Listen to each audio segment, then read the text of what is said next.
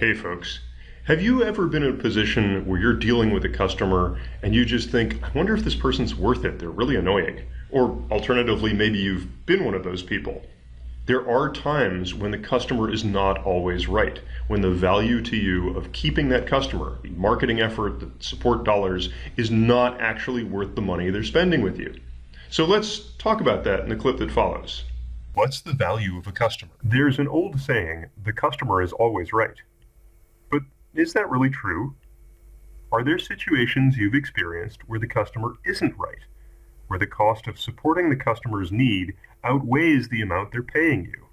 Have you even been one of those customers? Sometimes customers aren't worth fighting to keep. Sometimes you should happily hand over certain customers to competitors. But such a decision depends on completely understanding customer value.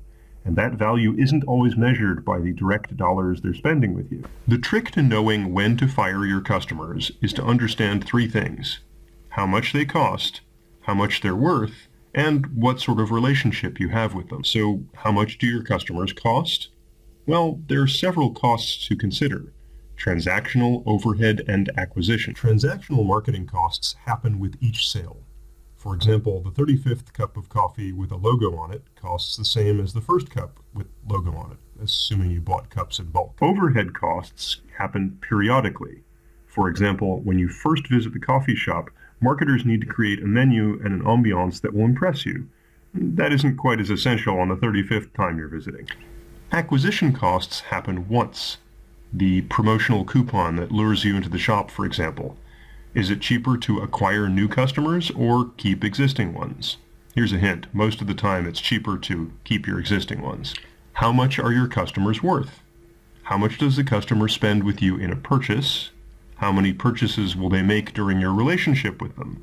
And then how many other purchases will they cause to be made during that period? In other words, by referring friends, family, and others.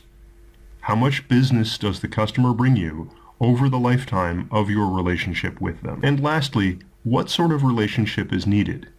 If acquisition costs are low, getting new customers is easy and cheap. And if likely lifetime values are restricted, in other words, each customer is not going to spend that much with you, well, do you need to create a long-term marketing relationship? Consider car dealers. How many of their customers will buy from them once a decade and not refer anyone? That might be a different sort of relationship. Hey folks, we're back. I hope that clip's given you a few ideas of how to calculate customer value across a number of dimensions. Remember, it doesn't always have to be the customer's actual dollars to you. They may be the world's best influencer without ever buying anything themselves. With that, let's talk about this in class.